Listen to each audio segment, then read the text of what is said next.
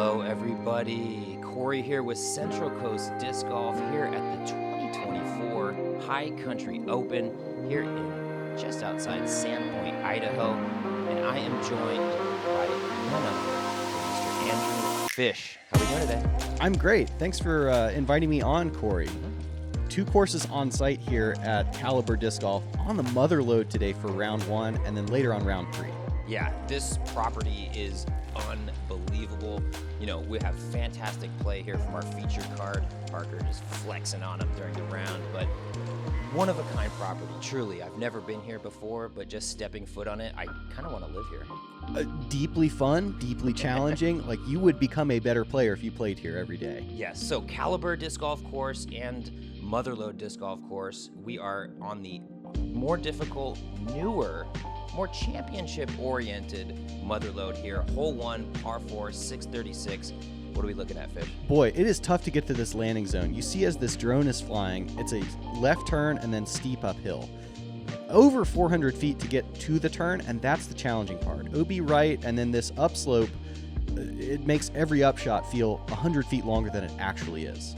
No question. And one thing you're really going to notice in this course are a lot of interesting angles. Back up a little bit. Chandler. Just kidding. Tries to Film with these guys. back off of no tee pad.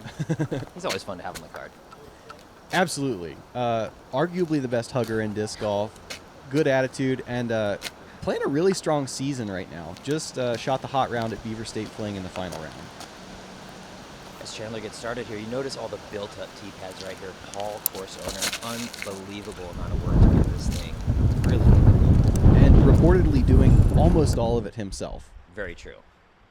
Chandler does find himself behind the tree, and it's kind of a woods golf deal. You can throw the best drive you can imagine, but 1 foot left, 1 foot right, you might be behind a tree. Yeah, no doubt. I really like the way Chandler used the right side of the fairway with stability on the end. The inside is kind of where you get pinched here and then have to burn a shot just getting back to the court. Flyer stand. Something. Backhand. And that is pulled over. Very forgiving tree, though. Yeah, no doubt. We have Parker Welck.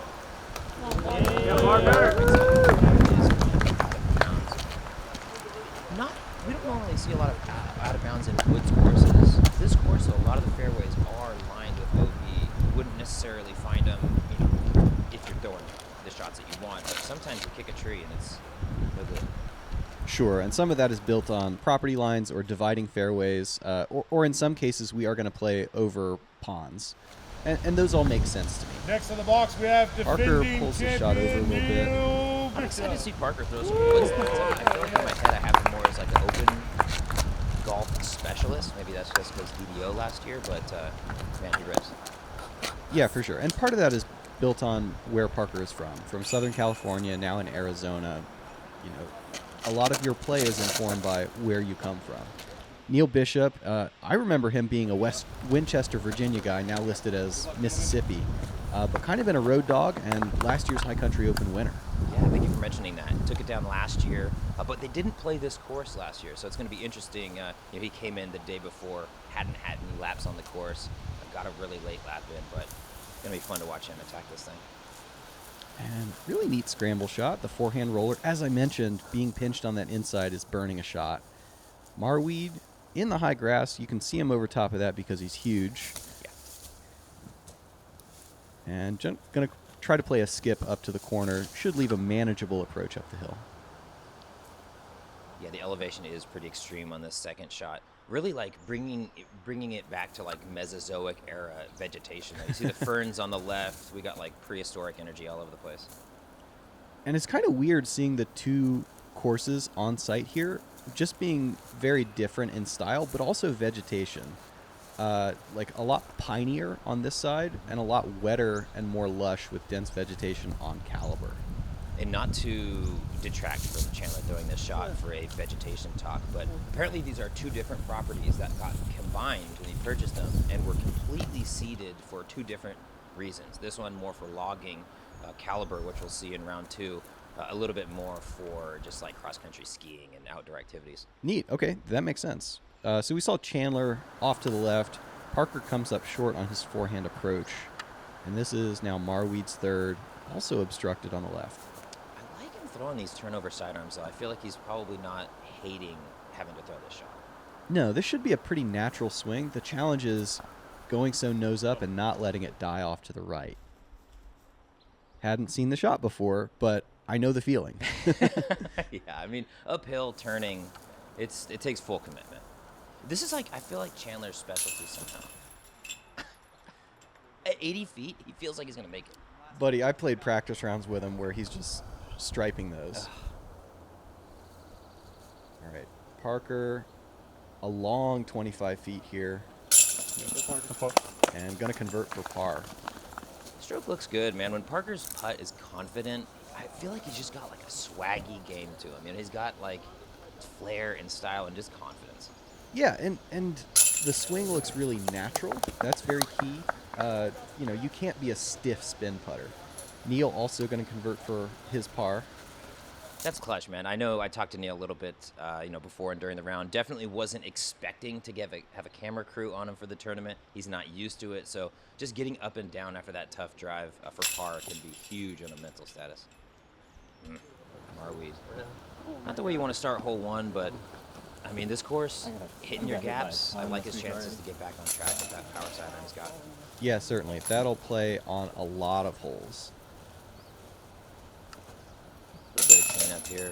It's just, I feel like every green you're on, or you're at on this course, it just feels special, you know?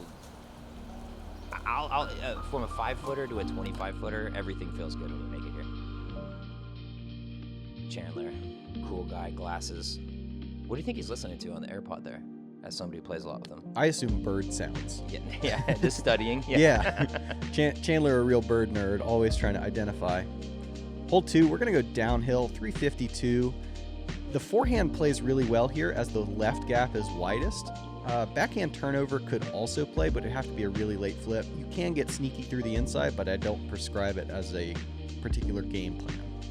Yeah, I really like this one. You know, there is that clear left line, but if you miss it, it's not 100% you're not getting through. You know, it's just an odds game, right? Down here on the green, though, pretty standard stuff.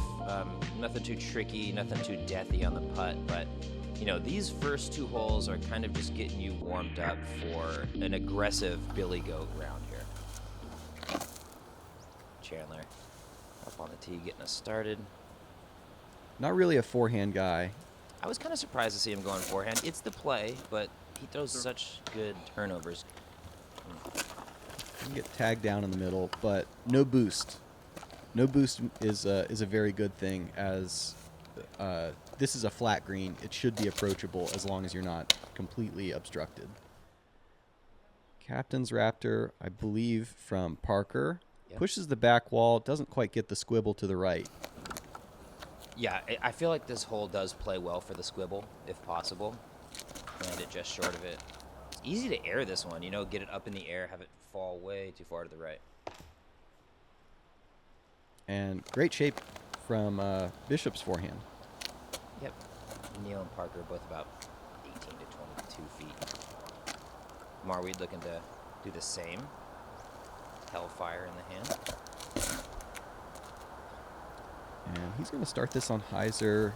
Also going to tag a middle tree. I kind of feel like this needs to be a flat or maybe slight flex I was thinking the exact same thing. in order to push deep enough into the gap.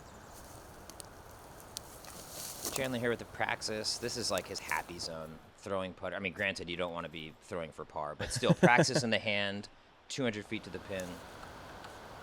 That's his game. And we're going to see another turnover forehand from Andrew Marwede. This one's a little lazy. 2 holes in a row, kind of not giving that full commit on the sidearm, turnover there.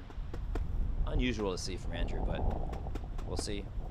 #1 putter in the world for most of the time. I'm not sure if it's right now, but generally he's up there.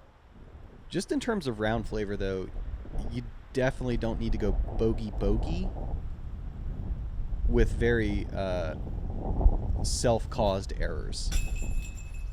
Gonna chain out right, and will have to settle for bogey at best, I suppose. And you can see that grass moving right now as Neil's putting not so much, but very blustery day. Great putt there by Neil for the birdie. Wind was up and down, but when it was up, it was nasty. Yeah, I would say throwable. You know, it probably wasn't more than 15 miles an hour, but it was swirly. That was the challenge for me, was figuring out what direction it was going to be at any given time. Very true. Parker going to cash the birdie, as did Neil. One of the easier holes in the course. You know, we don't have the hole analytics these days, but I have to imagine it is one of the most birdied hole on the course. Yeah, I would think so. The downhill favors that. It being a par 3, you know, there's not that much trouble to really get into. We're going to see the card go 1 down in aggregate on it. And I would guess most cards kind of did that. Yeah, that's fair.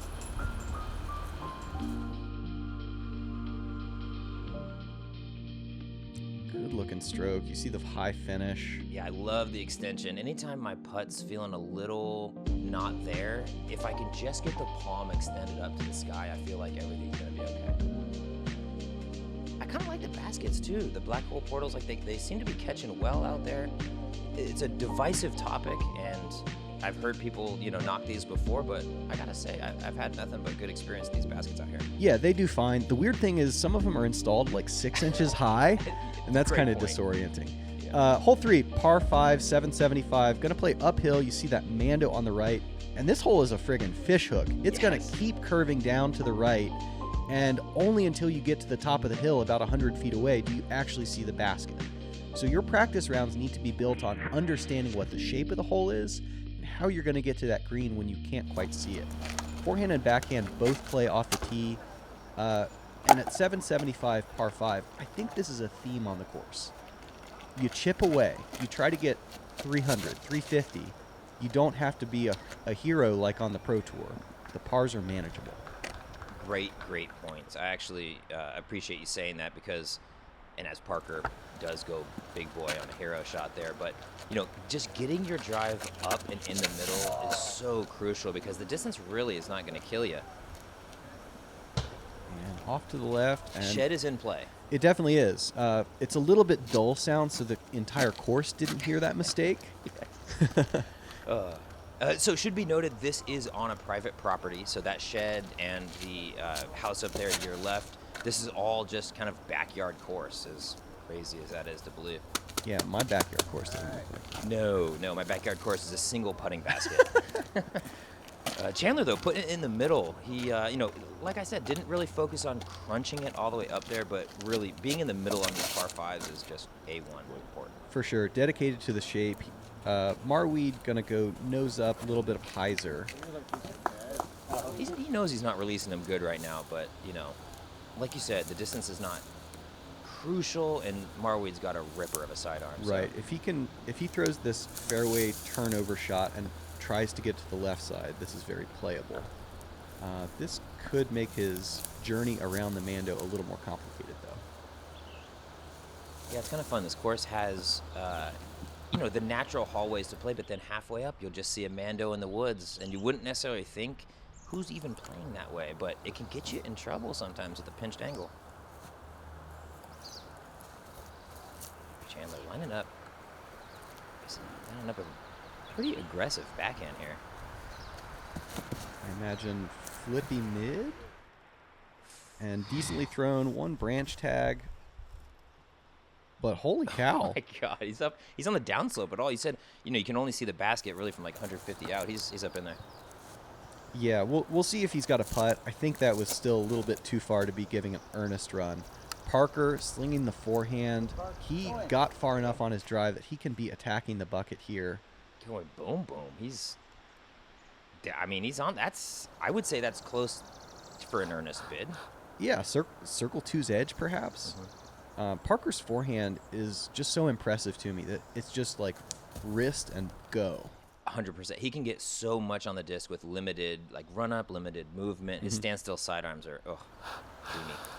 Marwede probably going to have to settle for the par after a layup on his third. Neil just looking to keep chipping away, like you said. This turnover backhand plays well into the green, not the tree though.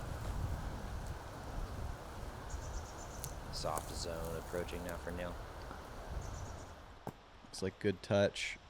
Land it short of the basket. Some of these greens are quick. Like both downslope and pine needles will just make your disc flare like crazy. Yeah, I was gonna say, I think having a disc that has this very little glide and is real grabby on the ground is like super critical out here. Mm-hmm.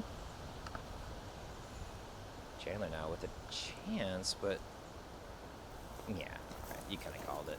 Probably a little far for an earnest bid. I think so. It's not worth it to turn a very obvious birdie into, a stressful par or something. I think Parker's got eagle in his eyes, though. Good effort. Tries the little half bid. Was that stressful par, though? Stressful birdie, excuse me.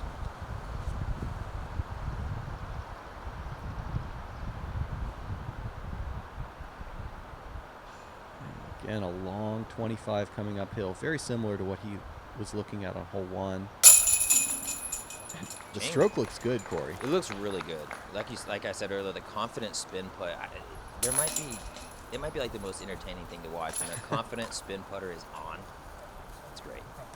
Got about 80 players in the field. This hole comes in just over par, but a fair number of birdies. We'll see a couple of those here.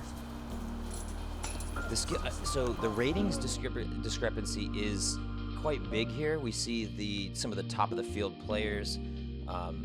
Interesting to see the stats compared to the lower end of the field. But yeah, played that hole well. A couple of eagle opportunities. Catch you at the end of this break.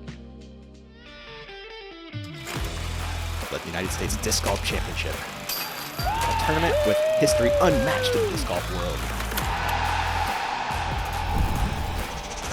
Oh, You bet! Colin Hanley is on fire.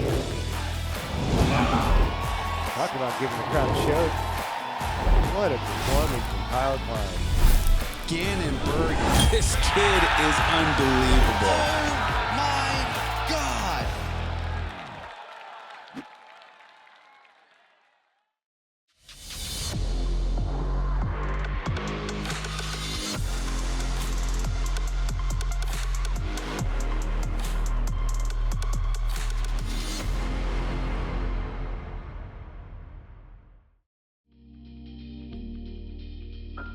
Welcome back for the break. I cannot wait for USCGC this year. It'll be the 10th anniversary of the first pro event I ever went to.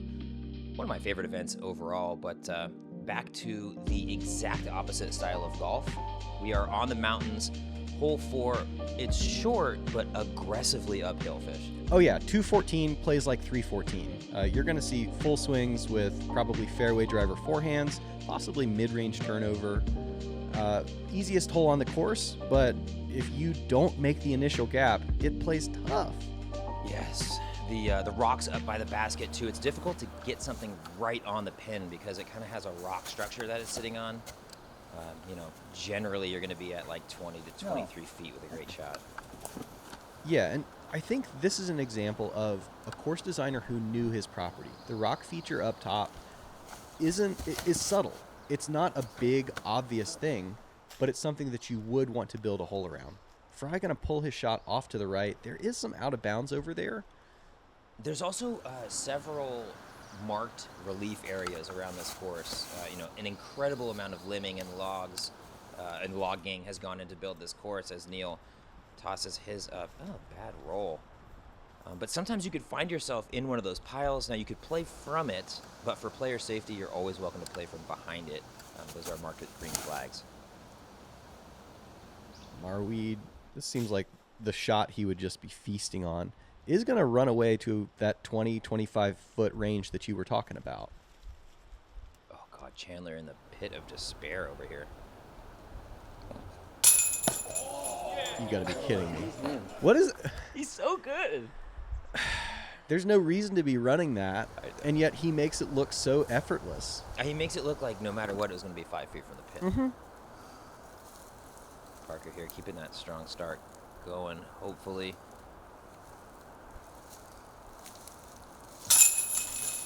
And yeah, striping it. I like it. Parker originally from Hawaii. He's kind of got the shirt. He brings that vibe, I feel like.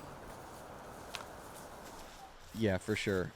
I would see him all of last year practicing and figuring out the putt. And it's really cool to see it paying off every single tournament. Yeah, he's solid. I mean, obviously the big win last year kind of vaulted him into the public consciousness, if you will. But he's been having good finishes. He had a great start to the season this year with DGA. You know, obviously he's not at the top of the field every single tournament quite yet, but you know, play like this, it's not hard to see where it's coming from. For sure, for sure. And let's not overlook Andy Marwede getting on the board with a very nice bird. Focus eyes.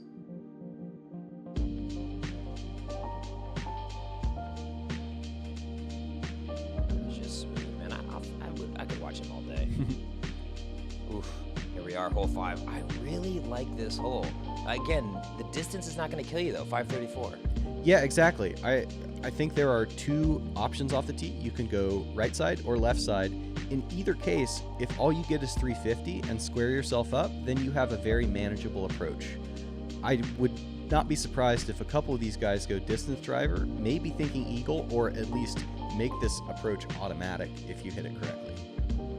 Off to the left, it does have a slight, grade downhill, and there is sneaky OB to the right of the basket. No reason that you'd have it in your head, but a errant tree kick if you find yourself over there.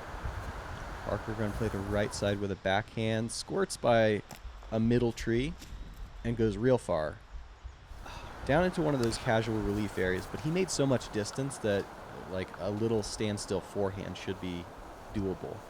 Are we going to play the left side with his such a good forehand? Punches it through the gap before it starts to fade, and even that going to be in the middle and attackable. I like that left side line personally. You know, if you feel good about the straight finishing shot, the right side's great, but just swooping that sidearm right back into the middle is a real good option. Chandler was looking to get aggressive there, I think. Yeah, and you saw he missed it. The walk-off was of disgust, not trying to watch the shot necessarily. Good play down here to the left. Neil loves that halo right. He's going to be leaning on that a lot today. And you can kind of find 1 or 2 discs in your bag, you know, one that's a little bit stable, one that's a little bit flippy, and just go attack this course with it. Fry going to play the turnover shot. I think that's his Mario Vodum. And going to fade down towards a future tee pad. He's going to get an early preview of hole 8. Gosh, you can just be barely off these fairways and find yourself into some just harrowing situations. Oh, okay. All right. Good finish there. A little bit errant on the left side there for Marwede, but fights through the bushes. And plays the backboard nicely. Yeah.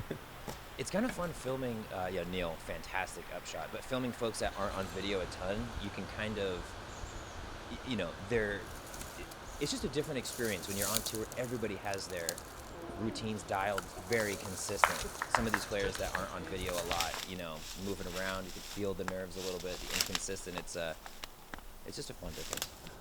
For sure. Like, there are so many good players who are on tour but don't get the hype. There are also so many good players, playing regionally, and it's sick to come to tournaments like this and meet an entirely new crop of people who are like, wow, I could see you on tour in a couple years. And they just they're doing it for the love of the game, and that's just so refreshing. Parker stings that one in from bush side. You kind of get a lot of, I feel like if you're just off the green, you get a lot of these stabby through a gap little tree putts. Yeah, the greens are fair, but it is dictated where you are supposed to be.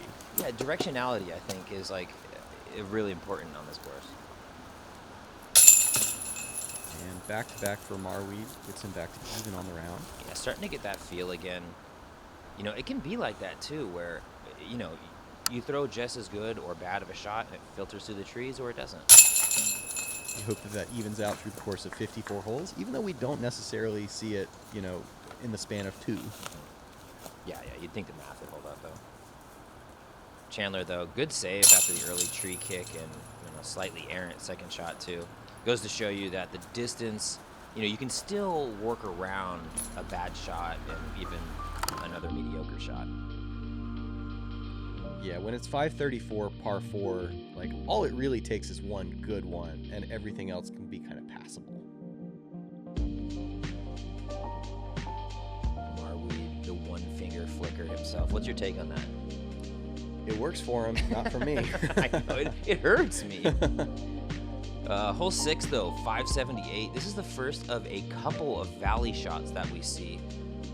Hole 17 we'll see later. It's a par 3. This one, though, a really cool and unique par 4. No doubt. The field goal you have to hit off the tee, sneakily far away. That is the challenging part to me. And then a severe dogleg to the left. The second half of the dogleg is short. You can throw basically any putter speed disc if you've gotten to the corner, but you have to land it in a specific spot off the tee in order to affect that. Yeah, the angularness, the angleness of a lot of these fairways really is what sets it, makes it so unique, I feel like. You know, it's not just a straight par 4, a straight par 5 down the woods. You know, it's 280 like this and then quick corner to the left. Yeah, bingo. Parker throws a good shot, drags it to the right, and that may open up his angle instead of flirting with the inside corner, but it does make the second part of the dogleg a little longer. Forehand does play, but Marwede has to be very specific about how he's doing it. He's going to run over here by Parker, probably leaving another forehand, but he might have pushed past the gap. Yeah, I was even thinking I don't hate the sidearm to hit the gap, but you've got to hit low on the hill and just skip up. If you go high right, that's trouble. This, also trouble. For sure. Gonna just have to play to the corner if Neil can see that. And now he's way below where the fairway actually is. Fry pushing it low with the backhand, and Corey, can you do it a whole lot better? No, that's it. I love the force down over stability, make it fight into itself, stay aloft. He's right in the middle. Now the Valley of Doom over here, Neil. He asked for it, but I didn't follow through. He did ask me to edit that one out. Your rate for doing so is a little higher, I guess.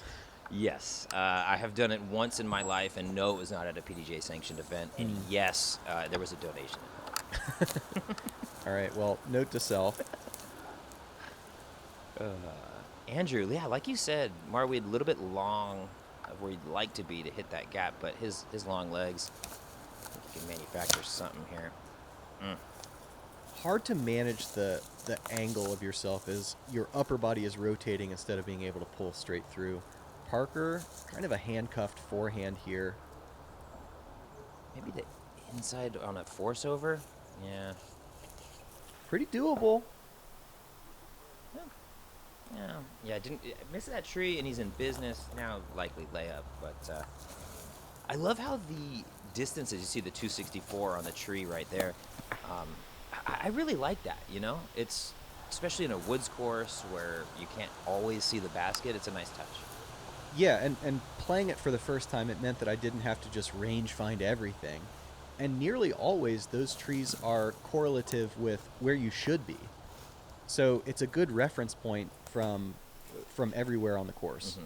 Fry going to run below the basket to about 22 feet. Pretty manageable putt and a good upshot. Yeah, and I mean, I'll take that uphill angle all day over leaving it a little high right. Marwede.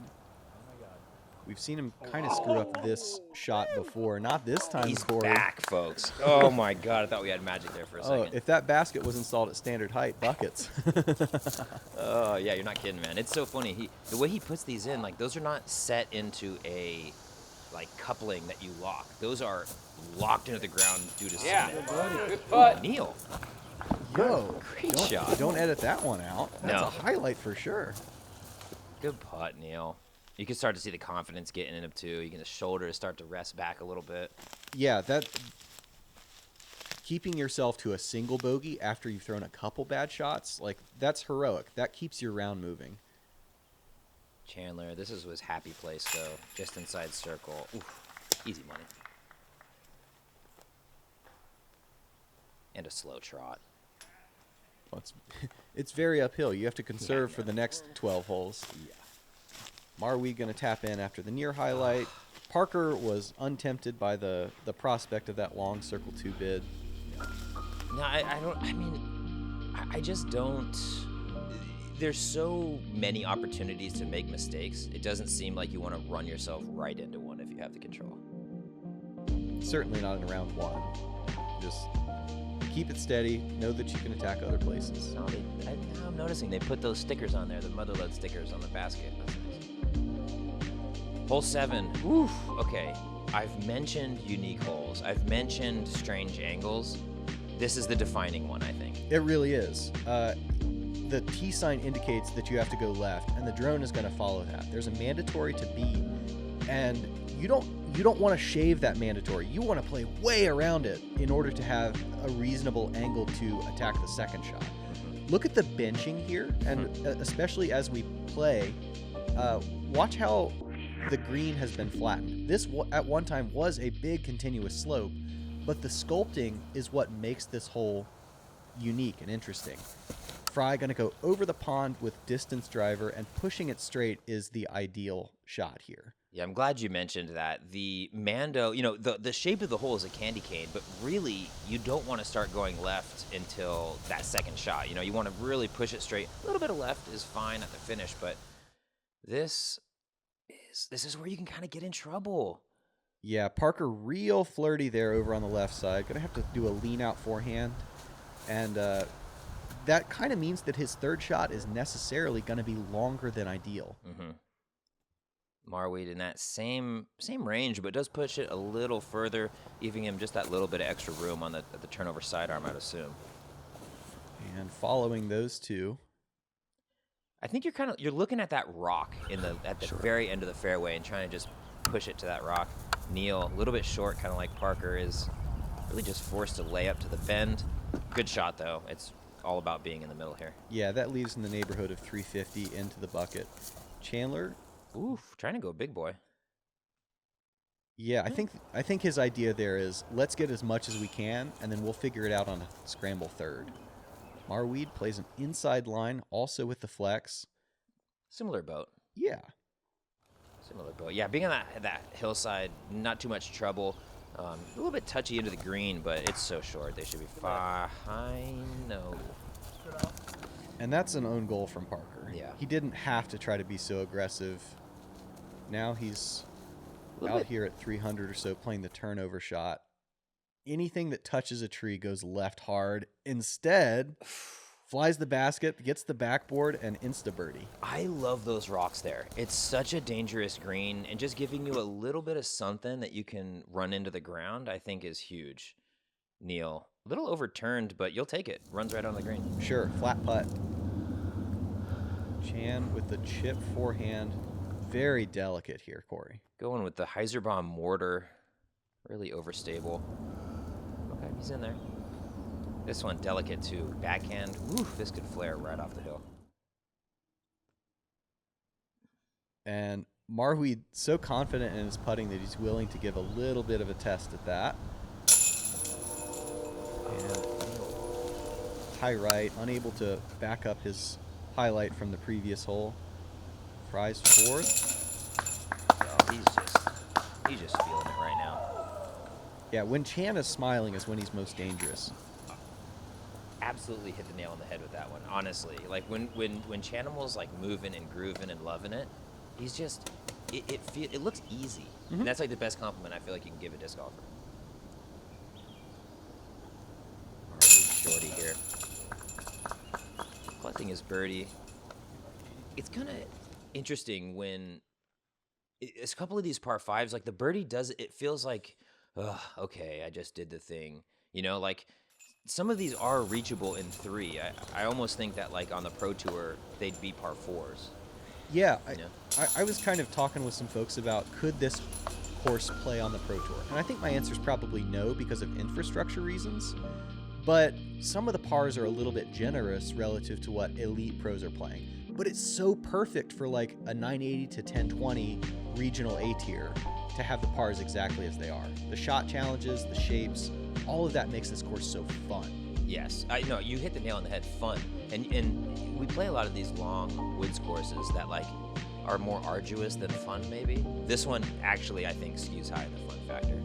Hole 8, another just fun hole. You're throwing a backhand shot off the tee. Ideally, you're throwing a backhand shot righty off the tee with a little bit of left finish, but the approach can get tricky, Fish, especially if you land on that left side. Sure, some of those big piles of casual relief on the left, you know, you can lose a disc in there if you're not careful. So I'm deliberately trying to play a backhand that has some right drag to it before it gets the left finish. This one kind of feels like a par 4 that, given a super pro arm, you could deuce though. I wouldn't be surprised if Parker and Chandler in particular are thinking, huh, I could get a little Yeah. fishy with this. Yeah. It's just the shape of the hole. Like, you hit the gap, and then it's a gentle downslope the whole way that can kind of cheat you into a little extra distance. Right. If you do go driver, it's not a 620 hole. It's a 480, 500 hole. And Parker had the line. Going to get a second tap that keeps him kind of on fairway's edge. And that still will be a manageable attack into the green. Marwede pulls it over and going to drop down early, but stays high. Again, this slopes down from left to right very steeply, has been graded out considerably. Yeah, just the sheer volume of work that has been done to shape this place. It's just a madman with an excavator in the woods, and I love every bit of it. Yeah, we all have our dreams. We don't all have the land, and we don't all have the follow through to make this happen. Yeah, Marwede tagging a tree here. A little bit of a technical up and down to get his par, not where you want to be. Yeah, you see him still having to put a pretty good move on this. And flares down. Slope. Yeah, to circle too long. I didn't really appreciate how long that slope was until I saw Marwede's disc kind of flare on that too. It really is that gentle drag that, like, you have to be touchy coming into the pin. Mm-hmm. The straight shot gets punished. Yeah, I think we both saw that shot and we're like, it's going to stop. It's going to stop, right? Eventually. Neil, good little hyzer. You see him playing the angle into the green instead of going straight at the bucket. Yeah, I really like that approach. And Chandler with the anhyzer tries to make it come in soft and slow. And even that will run out to about 22, 25 feet. I think that can be part of what makes a round good or bad. You know, are you giving yourself 10-footers or 20-footers? Because eventually the stress of those stacks up. Yes, or 40-footers. Or 40-footers, huh? Marwede does not care. He's so simple. He's got the long levers. He's not a spin putter. He just gets it up, drops it in that basket. Yeah, and what a tremendous safety net. Parker's playing some of the best golf I've ever seen him play, I'll be honest with you. Like, he is just confidently stroking it right now, hitting the lines, and even when he doesn't, it doesn't ever feel like he's in danger. Yeah, I think there's something about the West Coast that might put him in a really good frame of mind, because coming off of Cascade Challenge and Portland Open last year, that feels like when he started to hit his stride. So good on you, Parker. 6 down through 8 out here. Yeah, that's about the dream start, really. I mean, I don't know how... Like, to just be not facing any issues is massive out here. It's so easy to find a bad spot. Oh, look at I love me a slow-mo chalk boom off the hand. Can I just say that? Oh, yeah. Yeah. The cool bloom of it. Hole 9. This one's tricky. Tricky enough to eat one of my discs in a practice round. I'm still not over it. Downhill, you'll notice the Lincoln logs on the left, life-size Lincoln logs, are about tons of, I don't know, probably 3,000 pounds each. The lake off to the right, though, is the real doozy on this one. Sure, there is some out-of-bounds lined left beyond your Lincoln logs, piled to the right. 321, you can throw a putter. But if you get it gliding, it's so downhill that just 40, 45 feet beyond the bucket, there is that lake. All about speed control here. I wouldn't be surprised to see at least 2 forehands. Yeah, it shapes up nice for it. Chan with the 9-speed forehand, cuts inside of the center trees. Ooh. And slow enough to stay inside C1. Yeah, kind of nuzzled up. Didn't really need any of that backdrop to knock him down there. Parker, back to the cap wrap. A little more flex on it. You see him playing wide. And little heat. Yeah, the ace run pushes well into C2. Yeah, well into C2 in that little shrubby pile next to the tree. So fortunately not in the drink. But Neil going backhand. I like watching this flight, but I just have to think it's prone to... All right, it's okay. Prone to go in the lake, though. I think so. You're still in your glide phase as you're getting close to the basket unless you throw it into the ground. Marwede kind of following Parker. Heater, though. Skips at the basket. Wow. Fortunate tree there. Yeah, you see everybody ending up pretty long. I love this lake too. It's just it's giving me like, oh, Parker, not quite able to put it in. It's giving me kind of Maple Hill vibes, just with the aesthetic of the lake. Certainly, and really well used so that it's in play, but it's not the feature necessarily. Marwede, look at the flag ripping behind I was just going to him. say, he just threw that. He played that wind so well. Right to left on the righty putt is such a tough putt to make. And Neil, maybe not quite trusting what the headwind was going to do to him. Fry with slack wind, what a lucky dog, and corner pocket low left.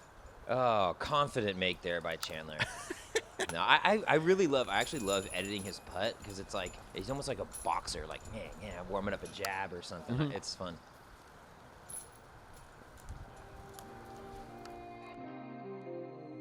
Yeah, let's look at it one more time. You see everything straight on the pole, palm up to finish, low spin rate. Like, this is a knuckleball, a splitter. Legitimately. A little bit of wobble, but in a good way. Feels controlled. Right in the heart. Hard to hit it better than that. Is there any feeling better than making a long putt, Fish? On the disc golf course? No, it feels like you covered a mistake somehow. Well, Marwede did in fact cover that mistake. A little bit hot off the tee, but that's going to bring him to a 2-down mark. 6 down from Parker, 5 from Chandler. That's going to do it for our front 9. Catch us on the back.